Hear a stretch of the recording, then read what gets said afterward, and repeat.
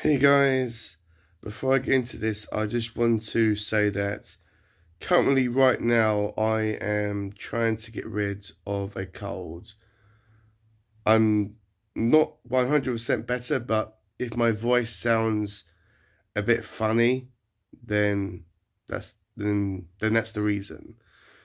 I've been trying to take medicine, but colds always last long with me. That they always like linger on with me. So it's going to take me a while to get fully better, but I'm okay.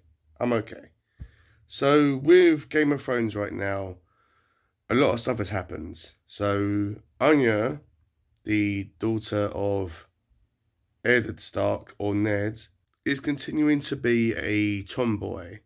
She's complete polar opposite of Sansa. And right now she just wants to learn how to use a sword because she feels incredibly guilty about what happened to her friend, the butcher boy, when Joffrey came along and, you know, did what he does best and, you know, tried to impress the girls. But Anya feels incredibly guilty and she even blames herself for what happened to the butcher boy and his death. So this is why I think that she wants to try to, use a sword. But she does actually have a sword. She has a little sword called Needle, but her father comes in, Ned comes in and has a discussion with her. And I think at this point he knows that she's different to Sansa and he's learned to adapt. And he says, right, I will allow you to learn how to use a sword, but it's not a toy. So, she agrees there, and, she's just in her training right now. Bran has woken up, obviously has, and he's trying to come to terms with the fact that he will never walk again, which I can't remember if he does walk in the TV series. It's been a long time. I mean, don't tell me in the comments if he gets the full use of his legs back again. But right now, he's coming to terms with the fact that he's never going to walk again. And there are certain things which he's not going to be able to do. And Tywin Lannister, the dwarf character, is so... he feels so sorry for Bran and his current situation. And I think he like makes a saddle for Bran to ride a horse on, a special saddle for his situation, and that's really nice. I really like his character, and I mean, yes, he does do some sleazy things behind the scenes, but he's a good character. In the meantime, Dany is with the Dothraki tribe, and as time is going on, she's learning to be part of the tribe and learning to be one of them, and she enjoys being one of them as well. And her husband's Drago, I need to forget his name, is a lot rougher in the bedroom than when they were last together. I think on their wedding night. And he's very forceful and he's very aggressive. But at the same time, I think he's intrigued by Dany. I think because she's actually outside of what he expects from women in his tribe to be, then that kind of throws him for a loop. He's really confused by it. But at the same time, I think he loves Dany in his own unique way. But because he's a Dothraki, and the Dothraki are... How can I say this? They're not savages, but they are warriors. That's what they are. They are not cold-blooded killers, but they like going into battle. And also, let me know down below as well, does anyone else think it's really stupid that these hardened warriors have bells on their hair or bells tied in their hair? It's like, how can you have someone that's like a really strong, scary person who's got bells in their hair? It's like, really? I mean, I do not know if it's supposed to invoke fear when they're charging and you hear all these bells, but it doesn't sound all that scary to me. It sounds a bit silly, to be honest, but let me know if you agree with that. But Dany's brother, who, let me just remind you as well, the whole purpose of Dany wedding Drago is because he wanted to regain his kingdom and his place as king. But everyone, including his sister, is treating him like a peasant. And yeah, even his own sister's turning against him, and yeah, his only servant and friend or whatever is turned against him. And yeah, I mean, I remember what happened to him in the TV series. It's amazing, really, that I haven't watched that show in years, and I mean, I can't remember the entire thing, but parts of it are still in my mind. It's really, really, incredible. So I know what's going to happen to him, but it's going to be interesting to see what happens in the book, whether it's going to differ from the TV series to the source material.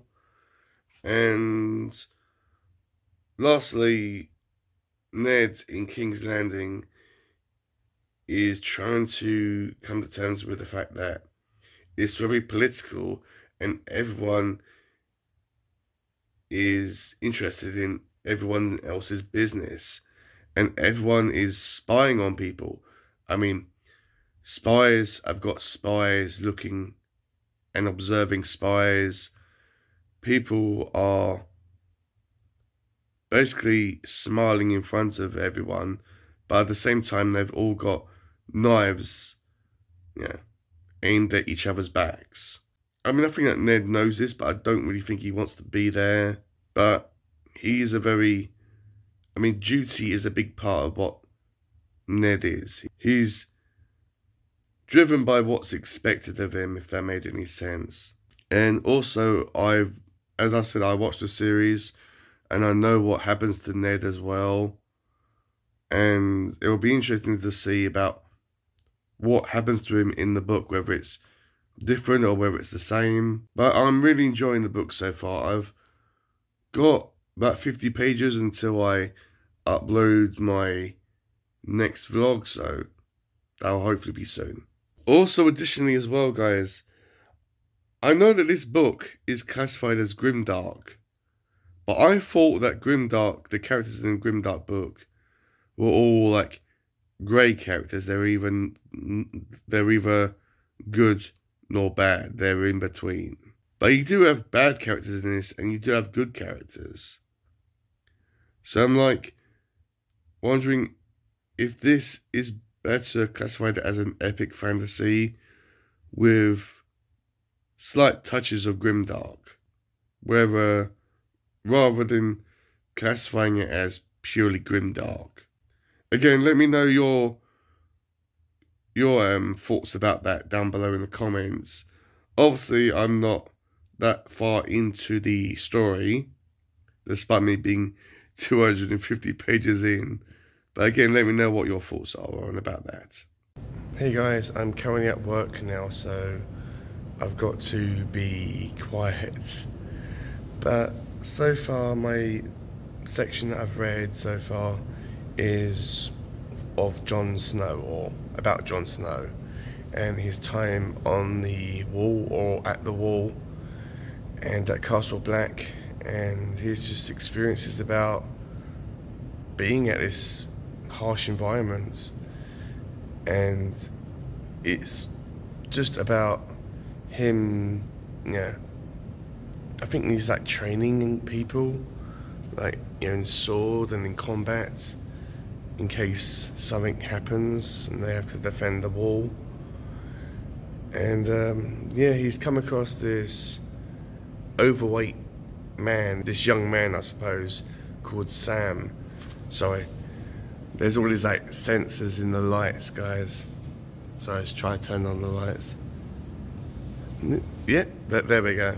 There's like a motion sensor, and if it doesn't detect movement, then the lights go off. Anyway, John sees Sam, and because he's a weakling and people are like basically kicking his ass and making fun of his weight, that's a big thing as well, that they make fun of his weight. They call him Piggy and all that stuff. And John kind of takes him under his wing, and his direwolf called Snow and John kind of befriend Sam, and we find out that Sam was an heir to this kingdom, and all he wanted to do was like read and listen to music, and he was a bit of a mummy's boy, and no matter what his father asked him to do or what he got him to do to try to toughen him up and man him up, I suppose, failed. And he basically said that he had two options. Sam had two options. One, he could go voluntary to the wall and basically turn his back on inheriting his father's kingdom and saying that, okay, cool, this like new son that the king has, that his father has, will inherit the throne and the kingdom. But if he denies this, then he will be hunted down and gutted like a wild animal. That's pretty much what his father says. It's not implied that he will do it himself, but it's very, very cruel. So Sam has no choice but to go to the wall, and yeah, that's basically what's happened really in John's section.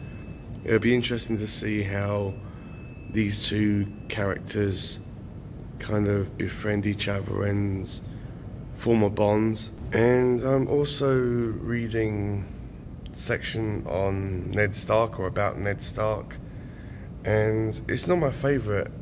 This book, because it's so big, there's bound to be chapters and characters that I'm gonna like more than others, and there are.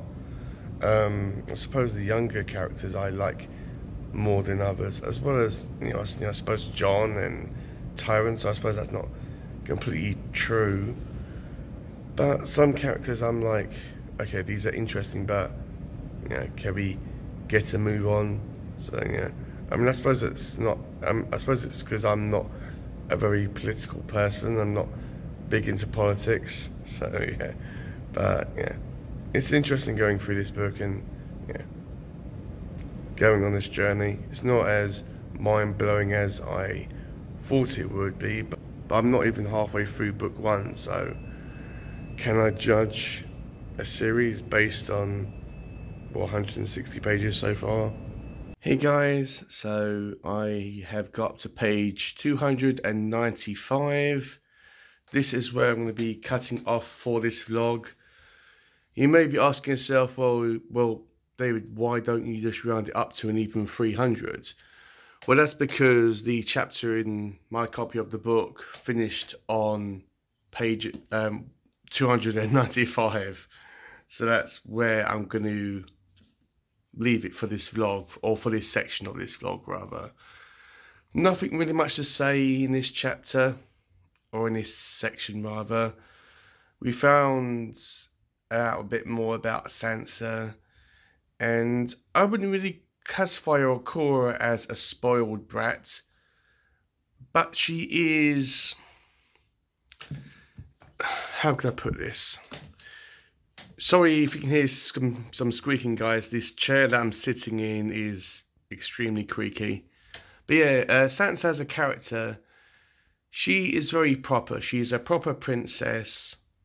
She is a daddy's girl, and she has all these dreams and fantasies in her mind, saying, oh, one day my prince will come and sweep me off my feet, and she has all this dreams in their mind about fancy balls and knights in shining armor and living happily ever after. And in this world, you know, of Westeros, and in the real world, that is the reality. I think she knows that there's something off about Joffrey, but she's kind of blindsided about how he looks. She kind of says, oh, how handsome he is and all that stuff.